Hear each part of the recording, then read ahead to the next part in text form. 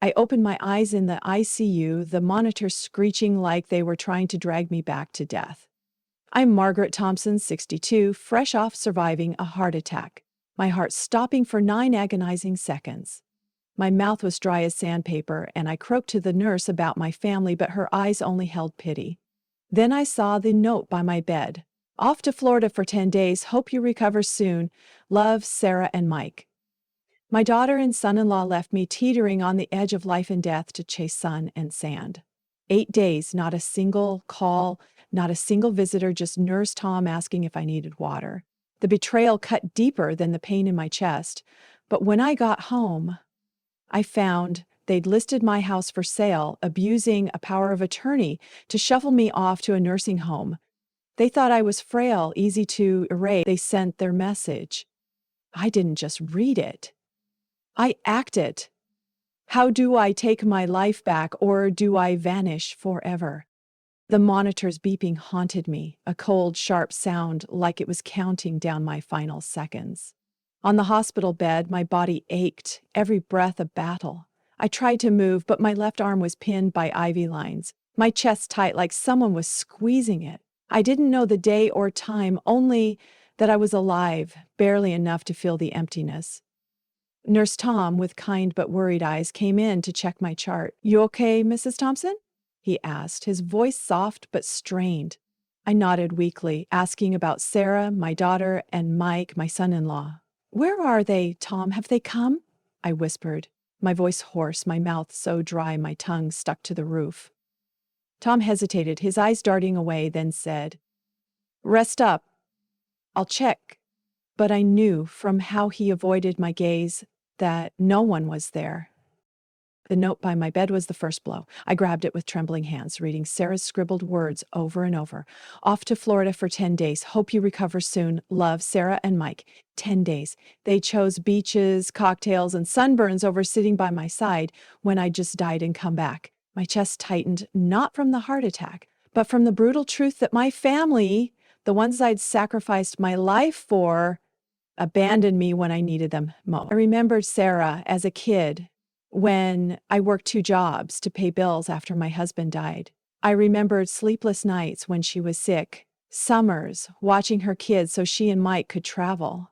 Now they were in Florida while I was here, alone with tubes and the relentless beeping of machines. 8 days in the ICU dragged on in silence. No phone calls, no flowers, no get-well cards, just Tom, the only one who seemed to care. He brought me water, adjusted my pillows, sometimes told me about his dog to distract me from the pain.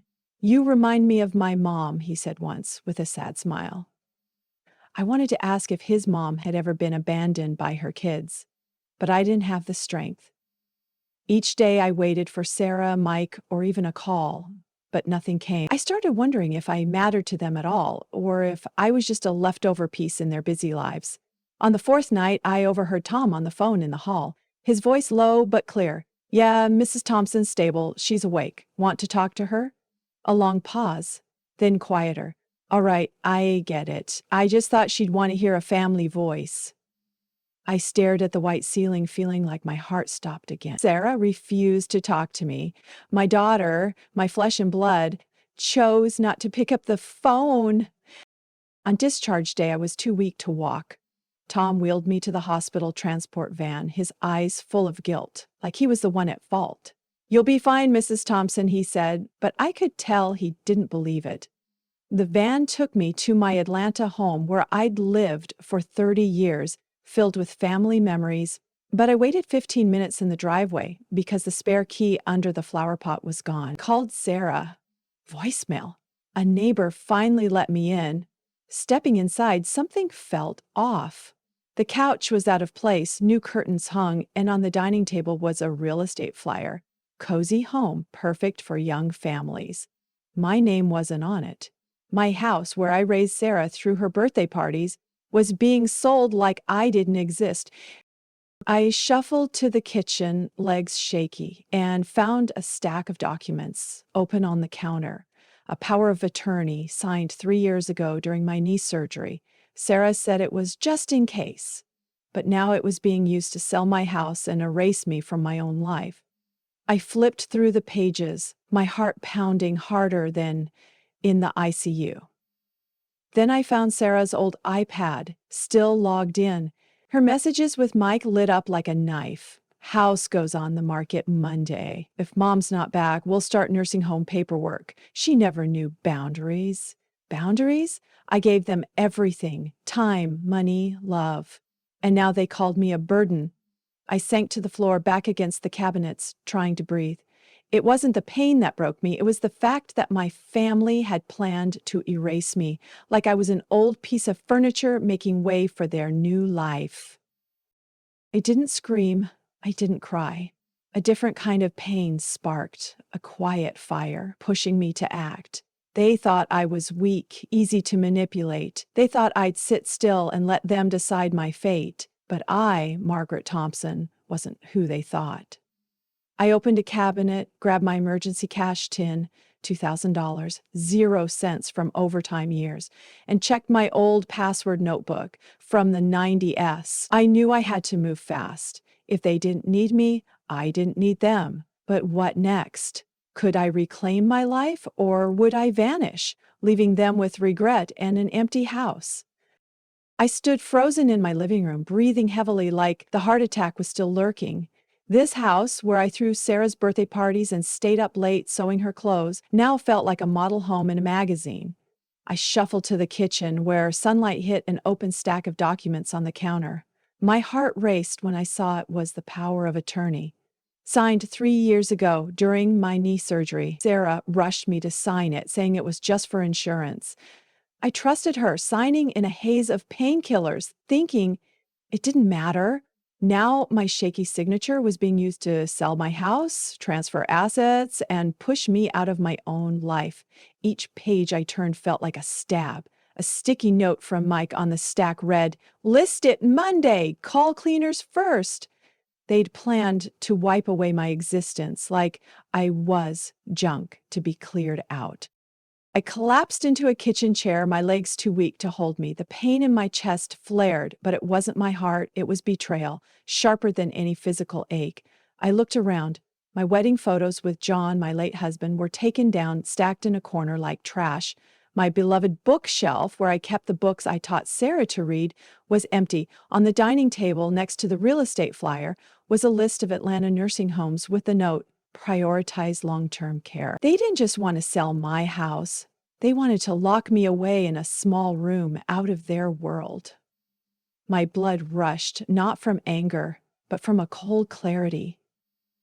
They thought I was a frail old woman who couldn't fight back. They forgot I raised Sarah alone after John died, worked 2 jobs, bailed Mike out when his business tanked. I wasn't someone to be erased. I picked up Sarah's old iPad on the counter, still logged in by some miracle. I opened her messages and the truth hit like a freight train. A thread between her and Mike, like a script to delete me. "House goes on the market Monday," Sarah wrote. "If mom's not back, we'll start nursing home paperwork." She never knew boundaries. Boundaries? I gave them my life. Time, money, love. And now I was a problem to solve. Another message from Mike. "Once the house sells, we'll clear our debts. Mom will be fine. Nursing homes aren't bad." I gripped the iPad, wanting to smash it, but I stopped myself. My anger didn't explode into shouts. It simmered, turning into iron resolve. They thought I'd sit quietly, let them pack away my life like clutter. They were wrong. I opened the kitchen cabinet, pulled out my old tin with $2,000, 0 cents in emergency cash, savings from overtime years. I checked my small notebook, where I'd written every password since 1998, from bank accounts to my old email. I knew I had to act fast before Sarah and Mike returned from Florida. If they thought I was a weak old lady, I'd show them how strong I was. I picked up the phone and called David, my old college friend and lawyer. "David, I need your help," I said, my voice shaky but firm. "They're trying to take everything." He paused, then said, "Bring all the papers to my office. We'll fix this." I nodded, though he couldn't see, feeling a spark of hope. But one question lingered. How would I take my life back? And would I have the strength to face what came next? I drove my beat-up Honda Civic to David's office the next morning, the documents and Sarah's iPad on the passenger seat. Each step into his small Atlanta office was a struggle, but I wouldn't let my weak body stop me. David, with his salt and pepper hair and reassuring smile, met me in a small conference room. "Margaret, tell me everything," he said, sliding a coffee mug my way. I spilled it all. The hospital note, 8 lonely days in the ICU, the real estate flyer, Sarah's messages. I showed him the power of attorney, my shaky signature from 3 years ago. David flipped through it, his brows furrowing. "They've gone way over the line," he said, his voice low but certain. "This power of attorney doesn't allow them to transfer property without your explicit consent. What they're doing is illegal." His words were like a cool breeze in a storm. "What can we do?" I asked. He smiled, the first light I'd seen that day. "We take it all back, Margaret, and if you want, we can make them pay." Over the next 2 days, David worked like a hurricane. He filed to revoke the power of attorney and sent a legal letter to the real estate company demanding they pull the listing. "They had no authority," he explained. "Your name's still on the deed. We'll get your house back immediately." I sat in his office watching him make calls and type furiously, feeling like he was fighting a war for me. By day 3, the house was mine again. But I didn't want it. That house, with walls that held Sarah's laughter, now only echoed betrayal. "Sell it," I told David. "I want it gone before they're back." He nodded, no questions asked. We contacted a real estate investor, and in 9 days, the house sold. Cash deal, no contingencies. I stood in the empty living room, staring at the faint outline of the couch on the carpet, feeling an odd relief. I wasn't just selling a house, I was cutting the ties binding me to the past. I went to the bank next, clutching my cash tin and password notebook. I closed every account Sarah or Mike could access, moving the money to a new account under Clara Bennett, a name inspired by my strong-willed grandmother. I withdrew some cash as traveler's checks, stashed in a zippered bag under my car seat. I didn't tell anyone, not even David, my next steps. I just knew I had to leave Atlanta, escape the toxic memories. The night before I left, I changed the house locks, leaving a message for Mike via the security camera. "Pick up your stuff before I donate it." He came, grabbed his toolbox quietly, avoided the camera, and left the gate swinging open like a coward. I didn't feel triumph, just relief. I hit the road at dawn, my Honda Civic dusty, carrying only a suitcase with my wedding photos with John, his watch, and a few of Sarah's childhood drawings. I drove north on I-95, no GPS, no clear destination. As the sun rose, I saw a billboard, "Willow Creek Library, Vermont's friendliest spot."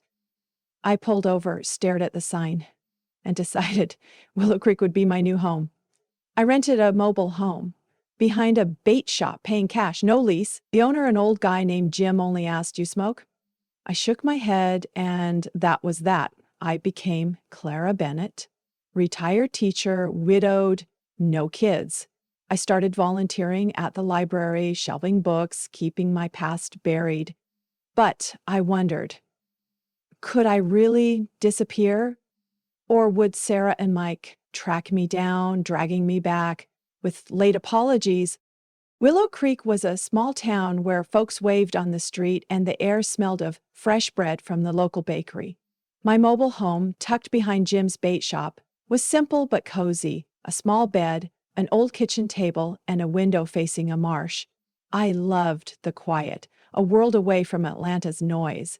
On my first day, I visited the Willow Creek Library, a wooden building with dusty shelves and a librarian named Helen who greeted me like we'd known each other forever. "We need help shelving books," she said, eyes twinkling.